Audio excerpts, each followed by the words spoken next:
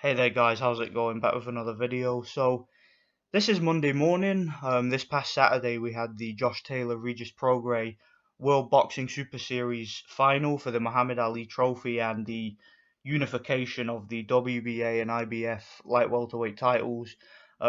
Pretty much deciding the lineal championship of the division. That was this past weekend, and yeah, I've got a lot of things I want to talk about in this video. I want to talk about the fight. I have already done a post fight video on it. I did my initial reaction right after the fight, and yeah, you can check that out if you want to. I'll leave a link in the description section. And yeah, I wanted to talk about a bit more about it. I wanted to go into a little bit more detail, but not only that, I wanted to talk about some other things, some other developments that took place on the undercard and whatnot, and a few things that were announced, and a few possibilities for the future, and just whatever's on my mind really. So this might be quite a long video, so yeah, relax and let's get stuck into it. So Josh Taylor defeating Regis Prograis. Now, if you guys had been following my videos all the way through the build-up, you'll know that I was very, very indecisive as soon as the fight was announced. I did not know who to pick at first. And in my final prediction, I did a final prediction. What was it? A couple of weeks ago? Or was it 1 week ago? I can't remember. But I did my final prediction for the fight, and it was quite a long video. And at the very end of that video, my final prediction, what I decided to go with initially, and what I ended up with was my final prediction was I said Josh Taylor will grind out a decision victory. I picked Josh Taylor by a very close decision. And I said all the way through that he would get chin checked. I said all the way through he's going to have to take some hard punches in this fight and may even get hurt or dropped. And he was chin checked in this fight. In fact, both guys were chin checked. And the reason why I initially wasn't sure about it is because I wasn't sure if he would be able to take Prograis' power. However, I also stated in my other prediction that we don't know about Regis Prograis' chin, and we don't know about Regis Prograis' durability, Regis Prograis' heart, or Regis Prograis' stamina, because he's never really been tested like that in fights, whereas Josh Taylor had been somewhat tested, like when Josh Taylor fought Postal and when he fought Baranchik, he took some hard shots and had to really tough it out and grind a win. But Victor Postal had never really been in that position. He'd always been pretty much a front runner. He'd never really been fully chin checked in a fight before. But he proved in the Josh Taylor fight that he does have a great chin, and he proved that he does have great powers of recovery. He got a second win, so he does have good stamina, and he also showed he has a ton of heart. He is very, very brave and very determined and very tough. So this is what happens when you get elite fighters together. When you set up this type of tournament, when it's a single elimination tournament where you get the I don't really want to say no hopers, but the guys who are not quite as talented, you get them out the way first, and then the elite fighters come together, and in the final you truly get the two best. I mean, it's been they tried to implement things like this in the past, like with the Super Six, which was a complete shambles. It was just a failure from the beginning. But this tournament, the World Boxing Super Series, has been excellent for boxing. It's been great. I think they've regulated it well. They've set it all up well, and it's gotten us some very great fights. I mean, we saw how great Alexander Usyk was, because of that tournament. It led to having an undisputed champion, and now we've seen how great Josh Taylor is, and you guys know I've been following Josh Taylor's career from the beginning, ever since he turned pro, and I've been telling you guys from day one. I've been telling you guys since what 2016, telling you guys this guy is one of the best fighters in the world. He's one of the best fighters. He's definitely the best fighter in the UK, and I've been saying that for a long time. And I don't think many people will disagree now after seeing that fight. And you know, a few people said to me in comments, when I said that Taylor's the best fighter in the UK, a couple of people pointed out, well, he can't be better than Callum Smith because Callum Smith has been a champion for longer and has been in more fights and whatnot. But Callum Smith, to me, I think Callum Smith, whereas he's a very good fighter and I do like Callum Smith, I think he doesn't really have a resume that stacks up. I mean, if you look at the guys he's fought, his most noteworthy victory, his pretty much his only big victory was against a completely washed up George Groves. I mean, we know that going into that fight, George Groves had a tremendously bad shoulder injury, which really affected his preparation.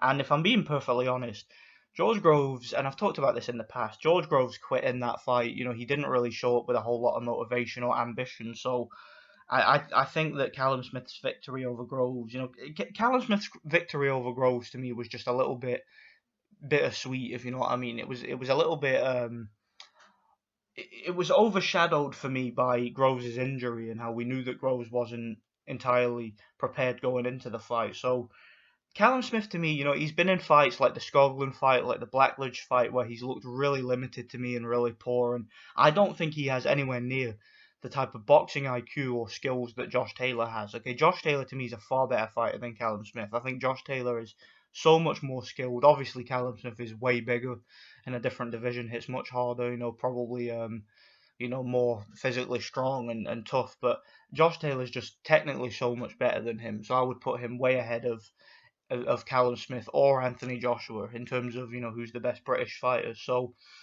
I definitely think he's the number one fighter in the country, and he's proven it to me. He's proven it with that Prograis fight because Regis Prograis was an elite fighter, and we know from the fight because of how nip and tuck it was that Prograis, in addition to his skills and punching power and speed and defense and awkward movement and all that, in addition to all that, he's tough and he's durable and he's hard and he's brave. So we know that he's got heart and he's got the makings of a fighter.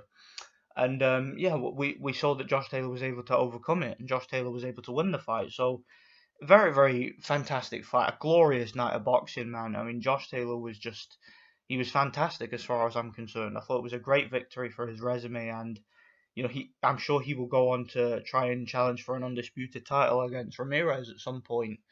Now, they're talking about him potentially fighting Lewis Ritson. That's one fight they're talking about. Barry McGuigan says he's not too fussed about that fight because it's a step backwards. He sees it as a bit of a pointless fight, but I wouldn't mind it. I wouldn't mind it at all because Lewis Ritson does have a fan base in Newcastle, I think. Lewis Ritson, obviously he's a British fighter who's creeping up in the rankings. He does have a loss at European level. He lost a fight by split decision in his hometown, but he has won most of his fights and looked quite impressive. And he is, he might become mandatory soon, and he's of course a domestic rival, and I think that's good.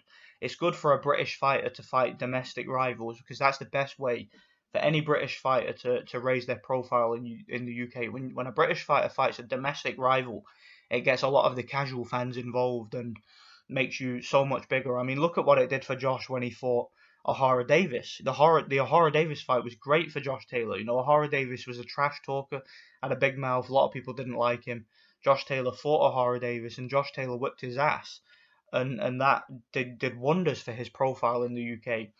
I mean, you look at George Groves and James DeGale when they were both novices coming out of the amateurs, and they had that big grudge match, and that actually headlined a card in where there was a world title fight on the undercard. You remember the Nathan Cleverly was meant to be fighting Jurgen Bremer on the undercard, and that was for a world title. And of course, Bremer ended up getting cut, and they replaced him with that Polish dude Koziemski. And that was a world title fight, and the world title fight was on the undercard of the big domestic grudge match between two relative novices for the British and Commonwealth titles. So yeah, that goes to show you how powerful it is and how effective it is for a British fighter to have a domestic rival. And I think if he can fight the likes of Lewis Ritson and Jack Catterall, those fights will be great for Josh Taylor's resume and for Josh Taylor's profile here in the UK. So I think that those are great fights for him if he can get those fights, particularly the Lewis Ritson fight, because that's an easy fight to make. Okay, they could have that fight on Sky. Eddie Hearn will be involved, obviously, and that'd be a great fight. They could fill up a big arena with that fight. It'd be a great one, and obviously the Jack Catterall fight would be a more difficult one to make because Catterall's with Frank Warren, I believe. I think he's promoted by Frank Warren, so that might be quite difficult to make. But you never know; it could still be done. Let's hope it does get done. As for the fight we all want to see, we obviously want to see him fight Jose Ramirez. Ramirez is a very dangerous body puncher. I've seen a lot of Ramirez's highlights and whatnot. He's a very hard body puncher. Kind of reminds me of like Ricky Hatton, the way he attacks the body, or and Marco Antonio Barrera, somebody like that. Very aggressive, lots of head movement, hits the body with big, really winds up those big hooks to the body. Typical Mexican fighter, really. Very tough, very high volume, very hard body puncher, very aggressive, and very determined.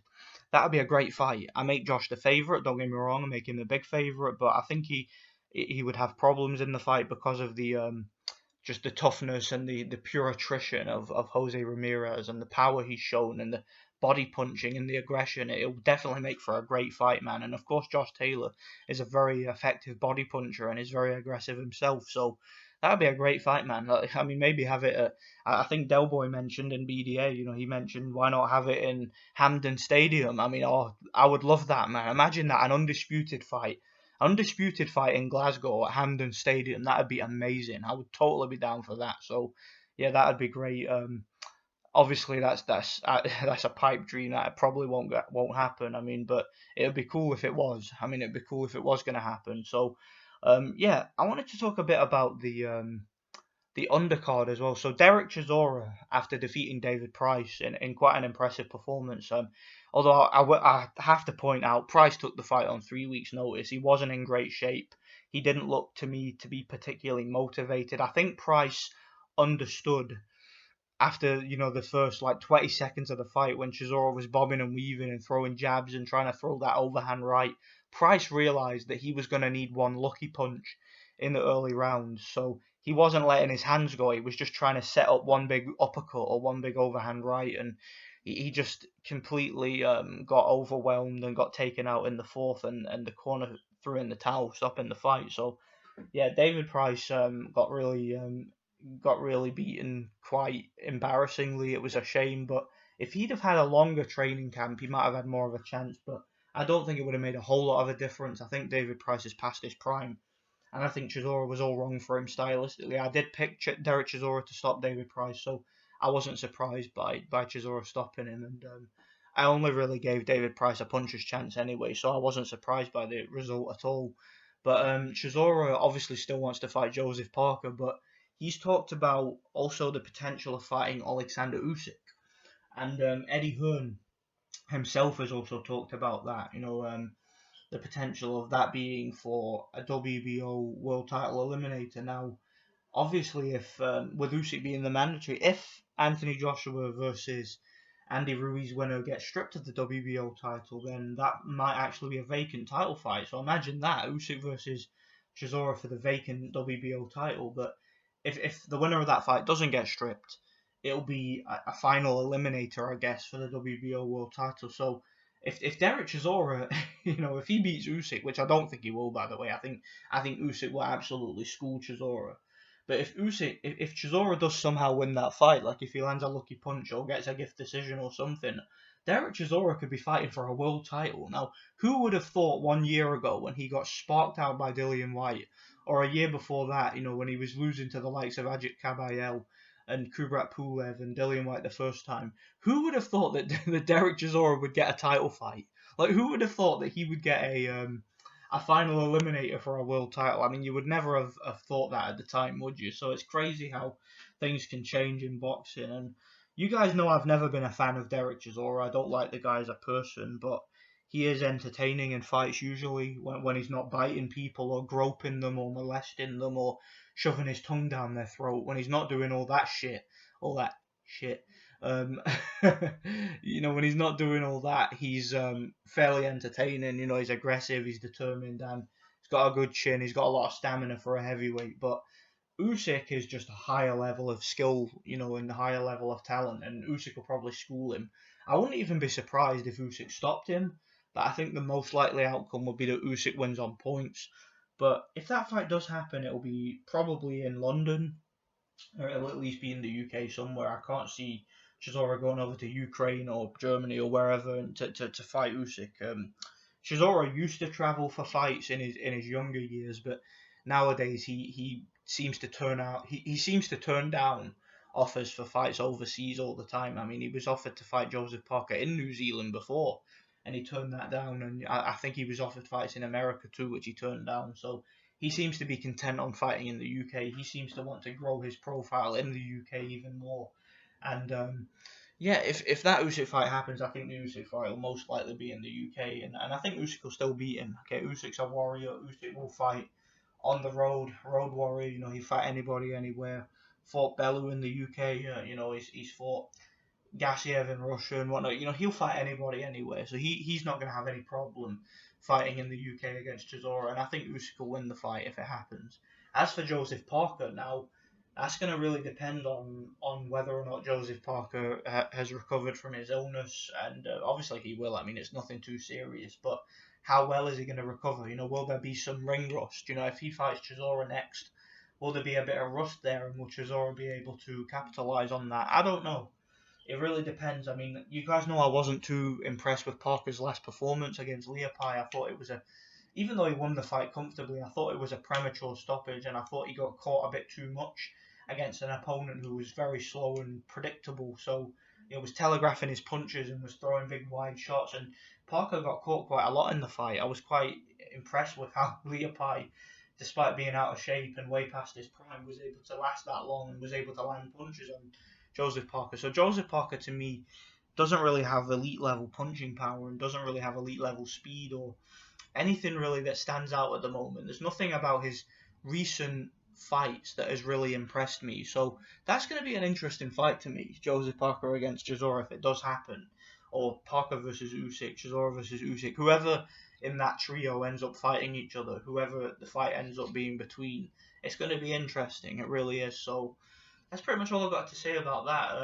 Other stuff that went on. You had Ricky Burns against Lee Selby. Look, guys, I'm confused. I really am confused about it. I don't understand for the life of me why people think Lee Selby won that fight. I don't get. He did nothing. He spent the whole fight running. He spent the whole fight holding.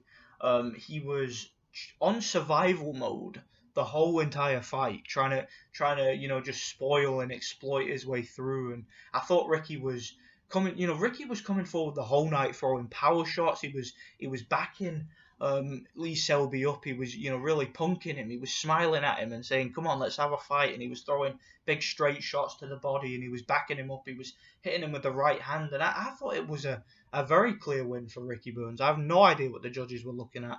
I have no idea what so many people on Twitter were looking at. I mean, I had a few people, were saying too. I had a couple of people in the comments of my post-fight review for the Taylor fight were saying that they agreed with me, that they agreed that Ricky was robbed, and I thought he was robbed. I thought he won the fight clearly, but nonetheless, I think Ricky should retire because I think that he's achieved all he's going to achieve at world level, in my opinion, and all he's really going to do now is fight at domestic level.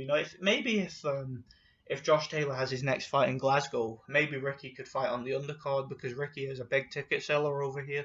He's probably the biggest ticket seller in Scottish boxing at the moment. So, he could certainly fight over here still. One fight that I wouldn't mind seeing, and it's a fight I've wanted to see for years, and it's a fight that has actually been talked about recently. I wouldn't mind seeing Ricky Burns fight Willie Limond. Willie Limond had a fight a few months ago, and he said in his post-fight interview that he wants to fight Ricky Burns. He said that's a fight he's wanted for a long time, and it's a fight that I've wanted to see for a long time. And I think that would make perfect sense at this stage. It's a perfect crossroads fight between two, fighters who are way past their prime. I think Willie Limond is 41 now or something like that. He's past his prime, but he's still fighting and he's still in pretty good shape. I think that fight would make perfect sense right now. They both fight in the same division. They've both been around about the same, been in and around about the same division for a long time now. So that would be a really good fight to add to maybe the undercard of Taylor's next fight. Maybe get Ricky Burns fight Willie Limond. I'd be totally down to see that fight. As for Lee Selby looked a lot better at that weight. It's one thing I will say to his credit. I mean, when he was fighting, when he fought Josh Warrington, he was horribly dead at the weight, man. He was just absolutely drained. And in there against Ricky Burns at lightweight, he actually looked to be the bigger man to me, even though Ricky was the stronger man coming forward. Lee Selby looked a little bit more physically imposing. He looked a lot bigger and he looked a lot more durable in that fight than he has in the past. And I don't think he'll be a world champion. I can't see Lee Selby winning a world title, especially at lightweight. I mean, could you imagine what Lomachenko or Richard Commey would do to Lee Selby? He would get his ass whipped against somebody of Lomachenko's skill. But maybe he could be a British champion. You know, maybe he could just linger around domestic level. But I don't really see him going that far, if I'm being honest. I mean, if he can't beat Ricky Burns, if he can't beat him, he's not beating Lomachenko. Let's be honest, he's not beating Richard Comey. You know, any of the title holders at that weight. Even Devin Haney would probably whip his ass. I mean, you got guys out there like Teofimo Lopez and Javante Davis. They probably whip his ass too. So I don't really think Lee Selby will be going that far, if I'm being honest. I think he's just a fringe contender, domestic level fighter. So yeah, I don't really see him going that far. That's all I really got to say about him. The thing I didn't really want to talk about, but I'm going to have to on because somebody's going to ask. Lawrence Okolie, the cruiserweight contender. I cannot get my head around why this guy hasn't been banned from boxing yet. I'm not even kidding. His style is, not only is it disgusting to look at, not only is he one of the most boring fighters I've ever seen, but it's damn right criminal. Now, I know that there are fighters out there who hold. I know that Vladimir Klitschko did a bit of holding. Tyson Fury does a lot of holding, and I've talked about that in the past. Obviously, you've got Andre Ward, who holds non-stop. Bernard Hopkins used to hold non-stop. You know, there are a lot of fighters out there. Okay, even Victor Postal's another one. He holds a lot in fights. Yeah, I could go through a list of fighters who clinch a little bit too much for my liking. Fighters who hold just that little bit too much. I don't think I have ever seen a fighter. With all that being said, I don't think I've ever seen a fighter who holds as incessantly as consistently, as Lawrence Okolie. This guy will literally, in the first 2 seconds of a fight, he'll throw a jab and then he'll hold, and then he'll push down on his opponent's neck. When the referee says break, he'll throw another jab and then he'll hold, push down on his opponent's neck, shove his glove and his thumb into somebody's eye, and like just pull them down. And then referee will say break and pull them apart. 2 seconds later, he'll throw a punch, he'll jump on their back again, he'll hold, he'll push down on them, he'll elbow them in the fucking behind the head, he'll pull down on the back of their neck, and then the referee says, okay, break. 2 seconds later, he'll jump in, hold, push, and rinse and repeat. That's all that guy does in fights. How has this guy not been disqualified? He does it every single fight. Every single fight that Lawrence Okolie has, that is all he does, is hold and lean. And it's not even like, again, people were very critical of Vladimir Klitschko when he would hold. Vladimir Klitschko would tend to hold, with the exception of the Povetkin fight, which was just disgusting. But other than that fight, Vladimir Klitschko would tend to hold when he would have an opponent who was shorter than him coming forward, applying pressure.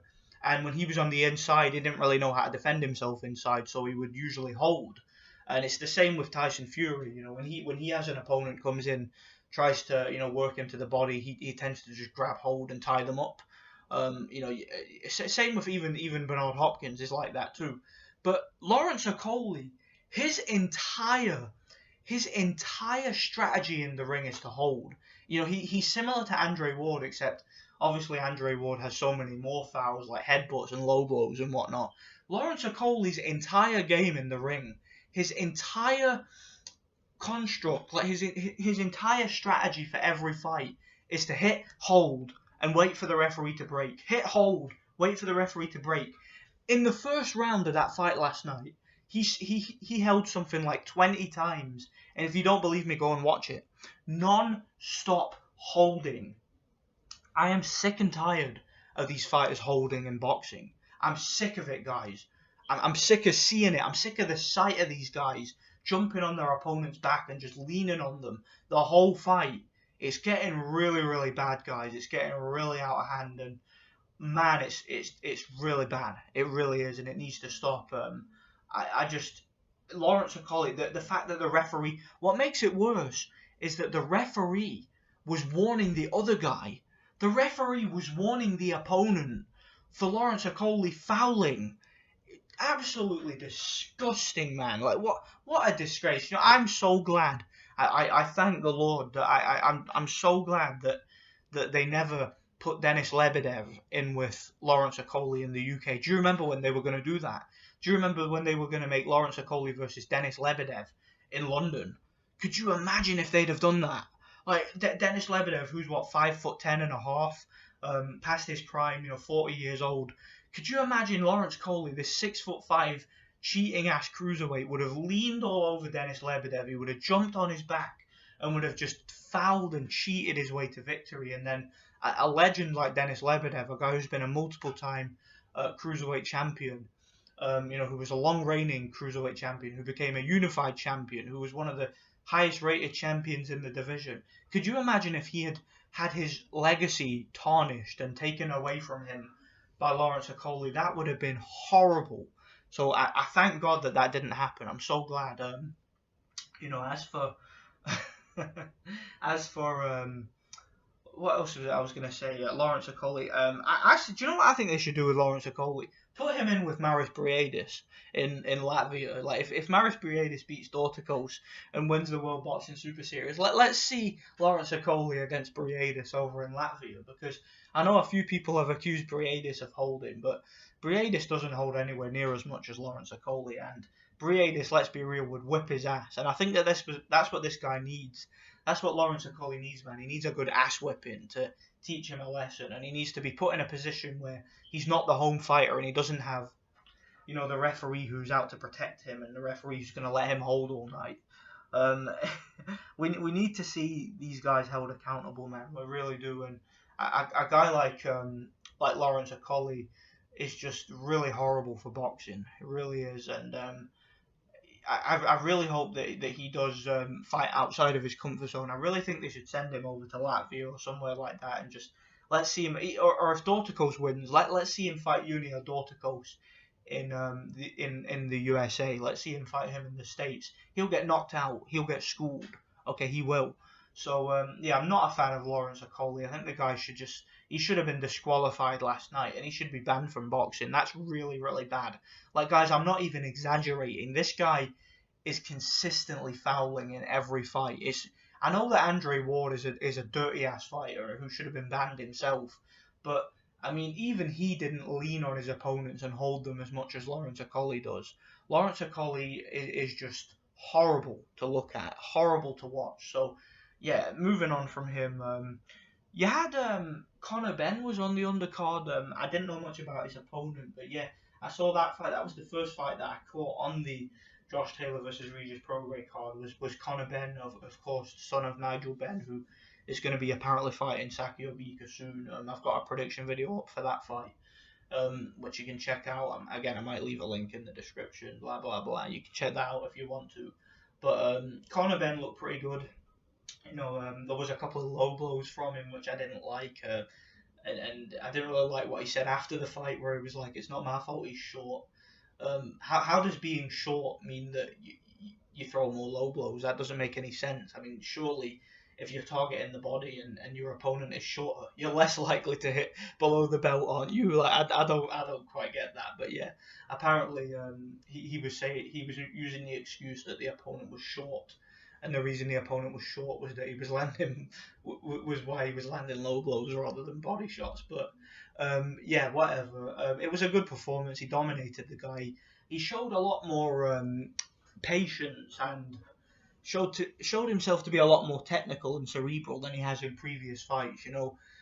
Conor Benn has always been a bit overly aggressive, which has cost him in fights. He's had problems where he's gotten caught against guys who he's really should be beating quite comfortably. But I thought he looked really good. I thought it was a good performance on the back foot, through some nice hooks and uppercuts from distance. Obviously, he's never going to be his father. Nigel Benn was an absolute warrior in the ring, a great fighter. And his son's never going to have that type of intensity or that type of power or just anything that his dad had. His dad was just an amazing talent, but I think he can certainly go quite far at domestic level.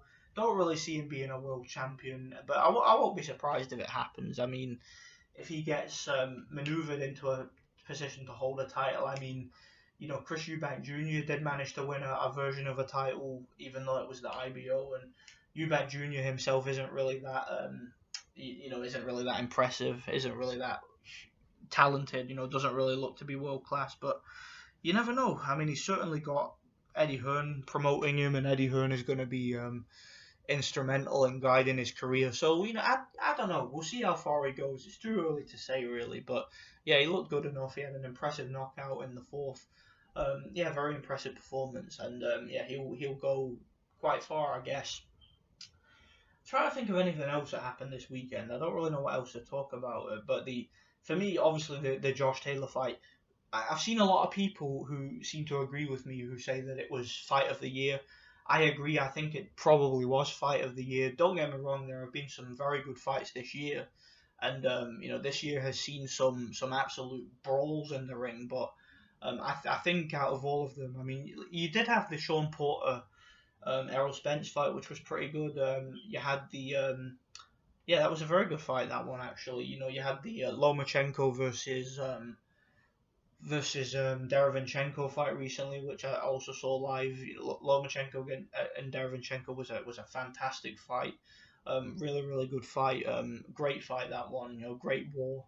But I think that for me, the Josh Taylor fight, obviously, I have a personal bias in terms of how invested I was in the fight because I'm such a big fan of Josh Taylor. But I was also a big fan of Triple G and Derevinchenko. I like both of those guys prior to that fight, going into that fight. So yeah, it was Josh Taylor versus Prograis to me was just that much more intense because you always felt all the way through that it was nip and tuck. You always felt that it would depend on the heart and the grit of both guys, but there was also a high level of skill.